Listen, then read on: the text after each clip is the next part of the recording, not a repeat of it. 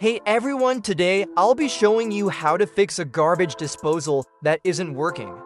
The model I'll be using here is the InSinkErator Badger 5, but the steps will work for most garbage disposals out there. Let's jump right in. Tools and materials you'll need: flashlight, hex, Allen wrench usually 1/4 or 5/16, screwdriver flathead and Phillips, long tongs or pliers, bucket and rags, towels. Reset button knowledge. Step 1: safety first. Before you do anything, make sure the power is off. Either unplug the garbage disposal or switch off the breaker. Never put your hand inside the disposal while it's connected to power. Step 2: check for obstructions. Next, grab a flashlight and look down inside the disposal. Use pliers or a screwdriver to move the rubber splash guard aside and check for anything that might be stuck. If you see something, carefully remove it. In my case, there's nothing blocking it, so we'll move on. Step 3: check power and reset button. Now, let's go underneath the sink.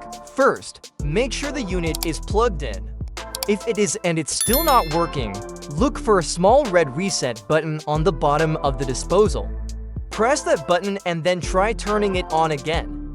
If that solves it, you're good to go. If not, let's try one more thing. Step 4: manually free the blades. Sometimes the disposal gets jammed.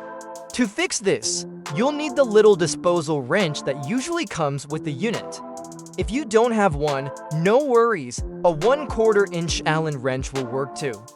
Just insert the tool into the slot on the bottom of the disposal and turn it back and forth until the blades loosen up. You may need to use a little force, but once it breaks free, the disposal should be good to go. And that's it. Those 3 steps: checking for blockages, hitting the reset button, and loosening the blades, will usually solve most garbage disposal problems. I'll leave a link in the description for the tool if you need one.